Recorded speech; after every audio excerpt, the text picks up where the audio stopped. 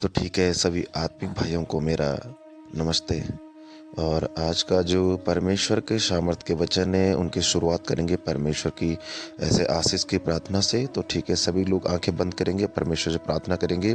धन्यवाद करते हैं सर्वशक्तिमान पिता परमेश्वर, आपके जीवित बेटे उद्धारकर्ता मोक्षदाता परिवेश मसीह के पवित्र नाम से परमेश्वर पिताजी।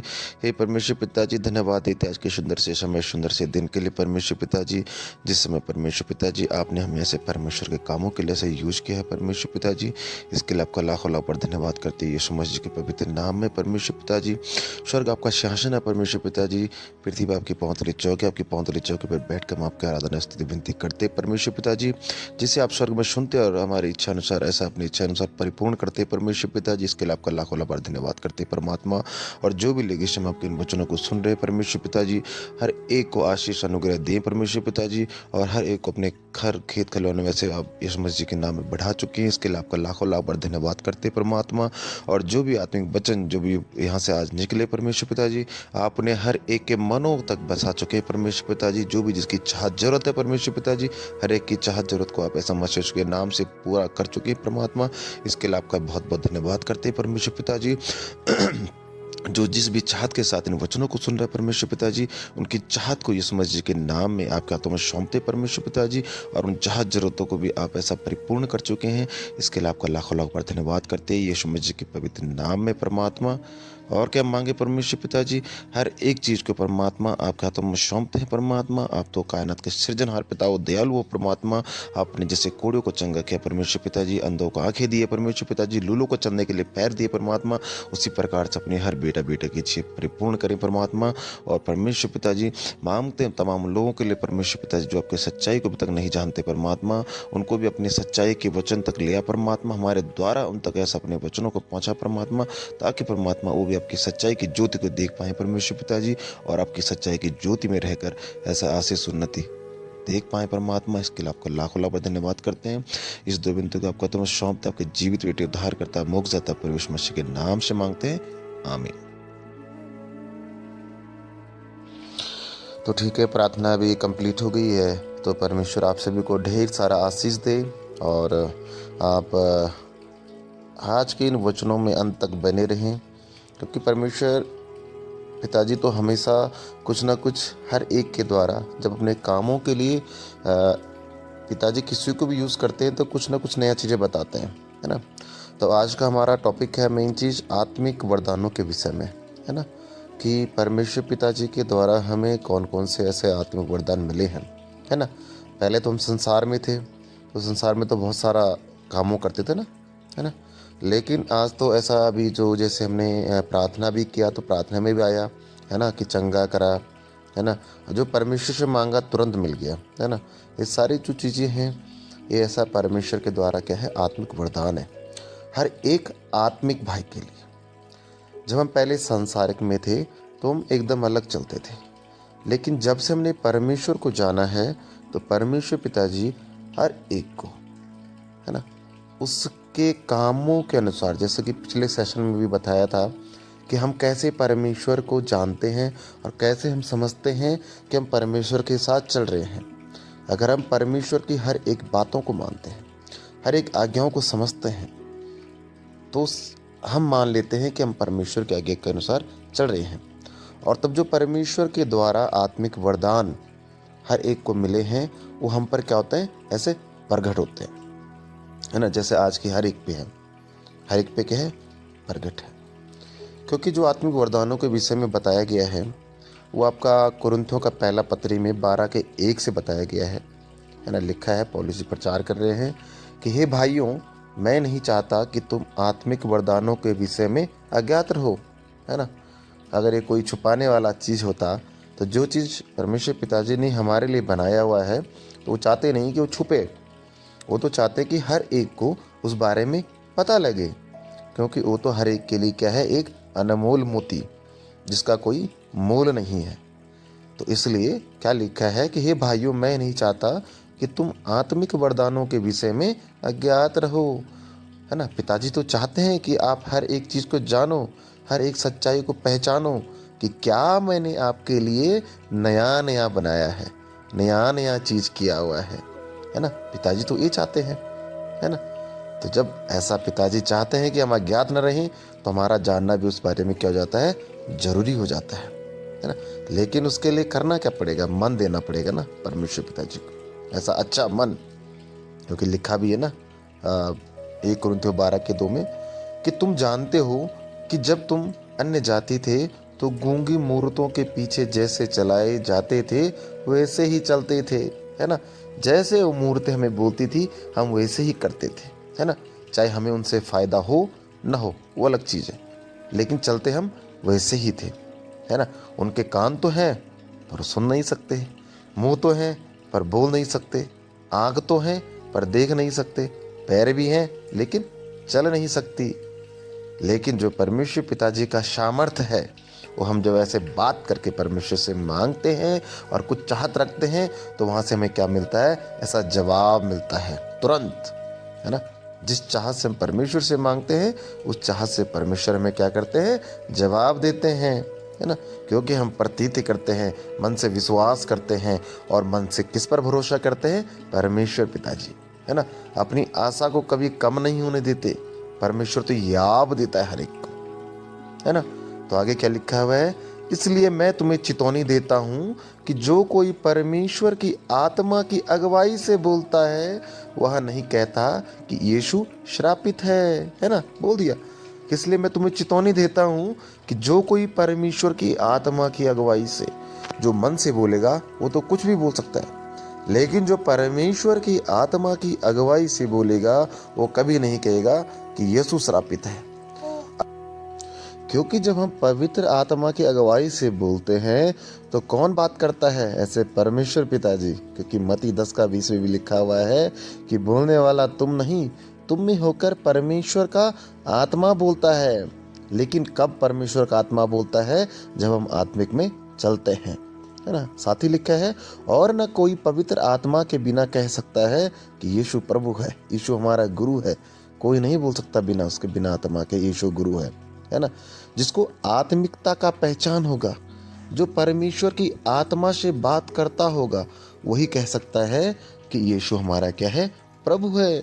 और वही आत्मिकता की बातें करेगा और हर एक को सिखाएगा भी, है ना। और जो परमेश्वर के आत्मिक वरदान हैं उनमें प्रकट भी होंगे, है ना। जैसे जो सांसारिक चीज़ें थी, उन सांसारिक चीज़ों को तो हम क्या है, छोड़ चुके हैं, है ना। क्योंकि परमेश्वर पिताजी कहते भी हैं ना कि तुम्हारे मन के नहीं हो जाने से तुम्हारा चाल चलन भी बदलता जाए, है ना। ये चीज़ें बताई हुई है। और 12:4 और 5 में क्या लिखा है कि वरदान तो कई प्रकार के हैं परंतु आत्मा एक ही है, और सेवा भी कई प्रकार की है परंतु प्रभु तो एक है ना। क्योंकि जो भी मनुष्य संसार में है, हर एक के पास तो क्या है, आत्मा एक है ना। और परमेश्वर ने तो वरदान तो काफ़ी सारा दे दिया हमको, है ना। वो वरदानों के बारे में हम आगे चर्चा करेंगे, है ना। लेकिन सबसे पहला चीज़ क्या है, जब हम सांसारिक में थे और सांसारिक से हम कहाँ आ गए, आत्मिक में, तो हमारे मन के नहीं हो जाने से हमारा चाल चलन भी बदलता जाए। हर एक को दिखना चाहिए कि ऐसा क्या हो गया कि ये ऐसा अच्छा हो गया, इसका बात करने का तरीका बदल गया, है ना। ये तो अच्छी अच्छी बातें करने लग गया। हर एक के चेहरे पर परमेश्वर का नूर झलकना चाहिए, है ना। क्योंकि लिखा है वरदान तो कई प्रकार के हैं परंतु आत्मा एक है। आत्मा तुम्हारे पास पहले भी वही था और आज भी वही है, लेकिन हमने क्या कर दिया, चेंज कर दिया, मन में परिवर्तन कर दिया। जहाँ पहले हम सांसारिक में फंसे हुए थे, वहाँ आज हमने मन को परमेश्वर की ओर लगाया और परमेश्वर की बातें मानने लगे, है ना। क्योंकि 12:6 में लिखे हुए हैं, और प्रभावशाली कार्य कई प्रकार के हैं परंतु परमेश्वर तो एक है, जो सब में हर प्रकार का प्रभाव उत्पन्न करता है ना। और प्रभावशाली कार्य भी बहुत सारे हैं, है ना। क्योंकि बहुत सारे लोग ऐसे थे कि जिन्हें पहले बहुत गुस्सा आता था, जो बहुत गाली गलौज करते थे, जो दूसरों को बहुत ही अनाप शनाप कहते थे, लेकिन आज तो परमेश्वर ने हर एक को मन को क्या कर दिया, ऐसा चेंज कर दिया। तो ये कितना बड़ा प्रभावशाली कार्य है। और जब उनके मन चेंज होते हैं, जब उनकी आत्मा चेंज होती है, तो एक दिन उन्हें एहसास होता है कि मैं तो क्या हो गया, ऐसा बदल गया हूँ। परमेश्वर की आत्मा ने मुझे क्या कर दिया, पवित्र आत्मा ने मुझे बदल दिया है। तो वो भी देखने लगता है कि मैं पहले क्या था और आज क्या हूँ। ऐसे परमेश्वर के प्रभावशाली कार्य हैं, है ना, जो हर प्रकार का प्रभाव उत्पन्न करते हैं, है ना। लेकिन करना क्या है, हम परमेश्वर पर विश्वास करें। जब परमेश्वर विश्वास करते हैं और परमेश्वर के साथ चलते हैं तो परमेश्वर पिताजी हर एक को, है ना, अपने काम के अनुसार क्या करते हैं, ऐसे ढालते हैं और हर एक में अपने कामों को प्रकट करते हैं, है ना। तो हमेशा परमेश्वर से ऐसे मन लगा के बने रहो और परमेश्वर से बातें करते रहो, है ना। और अगर कुछ चीज़ें समझ ना आए तो आप कमेंट कर सकते हो नीचे, हम आपकी बातों का जवाब ज़रूर देंगे, ठीक है।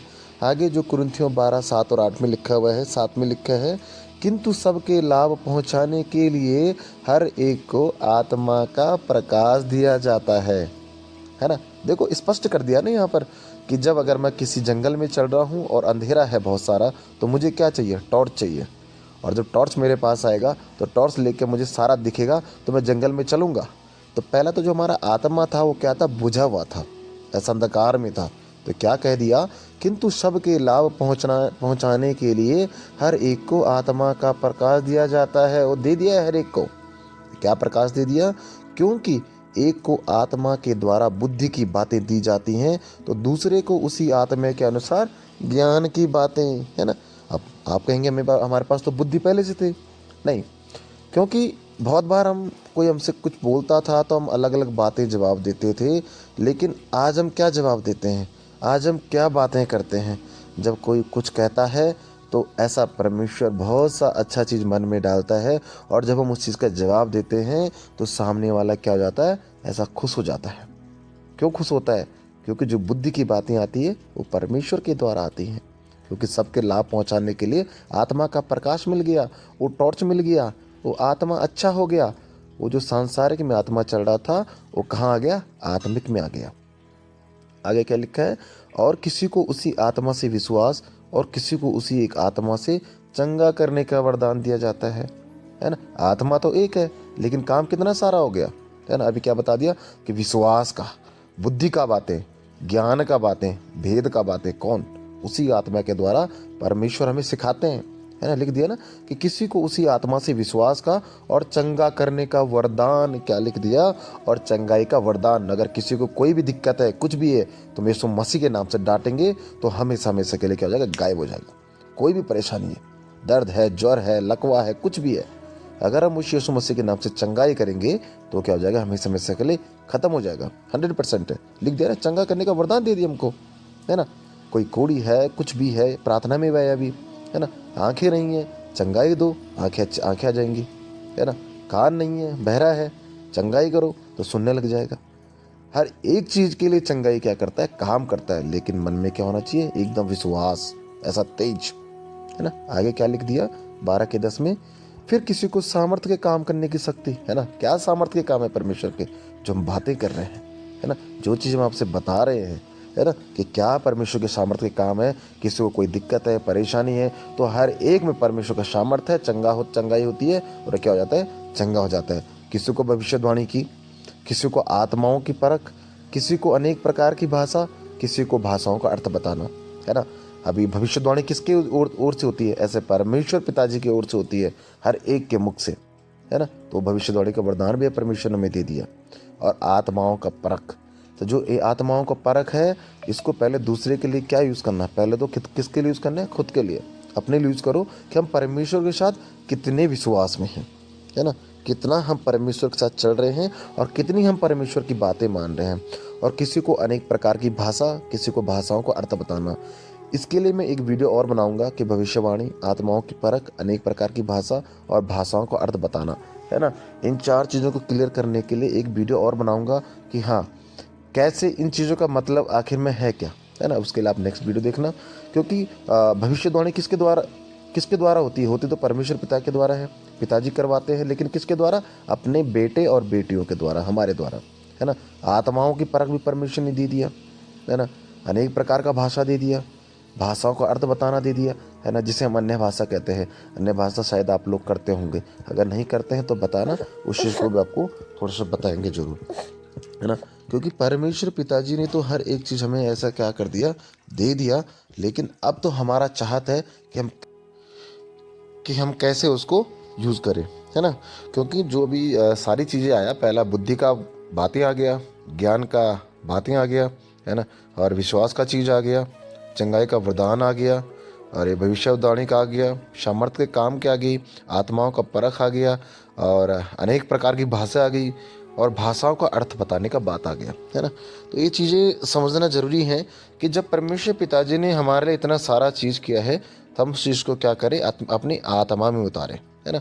जो हम पहले सांसार में थे उस चीज़ को हम ख़त्म करें, और एक नया शुरुआत जो परमेश्वर पिताजी के साथ चलते हैं जब, तो वो नया शुरुआत करें, और अपने मन को क्या करें, नया करें, अच्छा करें। जब मन अच्छा करेंगे तो सारी चीज़ें खुद ब खुद अच्छी होनी चालू हो जाएंगी, है ना। क्योंकि आधी चीज़ें तो क्या होती है, मन से हो जाती है। जब हम मन अच्छा करते हैं तो परमेश्वर की नज़र में हमारा योग्यता भी बढ़ जाता है ना। हम तो चाह सोचते हैं कि बहुत सारा हम बहुत अच्छा है, लेकिन जो योग्यता है वो किसका नज़र में बढ़ना चाहिए, परमेश्वर पिताजी के नज़र में बढ़ना चाहिए कि वाकई में हमारा योग्यता क्या है, और हम किस योग्य हैं, है ना। परमेश्वर जानते हैं कि परमेश्वर ने कैसे आपके द्वारा कामों को प्रकट करना है, और आपका योग्यता भी परमेश्वर की ओर से, किसी इंसान की ओर से नहीं है, अपनी ओर से नहीं है ना, लेकिन किसकी ओर से है, ऐसा परमेश्वर की ओर से। और परमेश्वर तो ऐसा आत्मा है ना, क्योंकि 11 में लिखा है ना कि परंतु ये सब प्रभावशाली कार्य वही एक आत्मा करवाता है, और जिसे जो चाहता है वह क्या करता है, बांट देता है ना। जैसा हमारा विश्वास होगा, जैसा हमारा मन का चाहत होगा, और जैसे हम परमेश्वर से जितना बातें करते रहेंगे और बार बार परमेश्वर से जो चीज़ मांगते रहेंगे, तो वो चीज़ परमेश्वर के द्वारा हमें तो ऐसा मिलेगा, है ना। क्योंकि बांट देने का मतलब ये है कि जब परमेश्वर विश्वास करेंगे तो चंगाई का वरदान भी मिलेगा, सामर्थ्य के काम भी होंगे, आत्मा का परख भी आएगा। ऐसा तो नहीं है कि एक मेरे पास आया, दूसरा दूसरे के पास, तीसरा तीसरे के पास, ऐसा नहीं है ना। हर एक के पास जो परमेश्वर पर विश्वास करता है और आत्मिक में है, हर एक को इस सारा चीज़ मिलेगा। हर एक को ऐसा मत सोचिएगा कि अलग अलग चीज़ें आत्मा का परख किसी को मिल गया और कोई चीज़ किसी को मिल गया, कोई किसी को, ऐसा नहीं।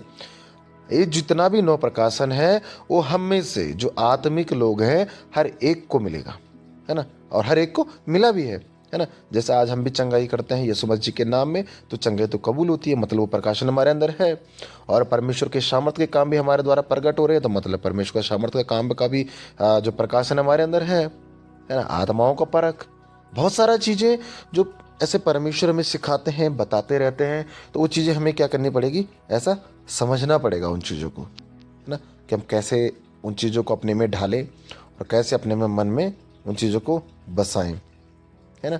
तो हमेशा इन चीज़ों को ध्यान रखें कि जो परमेश्वर ने हमें प्रकाशन दिए हैं, इनका यूज़ हम कैसे करें और इनको कैसे अपने जीवन में ऐसे उतारें, है ना। क्योंकि परमेश्वर ने तो दे दिया, अब उनका यूज़ करना और उन्हें अपने जीवन में उतारना तो हमारा काम है। तो हमेशा ये चीज़ें समझे और इन चीज़ों को पकड़ना पड़ेगा कि परमेश्वर पिताजी हमसे क्या चाहते हैं और हम परमेश्वर के लिए क्या कर सकते हैं, ठीक है। तो इन्हीं वचनों से परमेश्वर आप सभी को आशीष दे, आपको ढेर सारा अनुग्रह दे, और हर एक को अपने वचनों में बढ़ाए, आत्मिक बुद्धि, आत्मिक समझ में बढ़ाए। आमीन। धन्यवाद।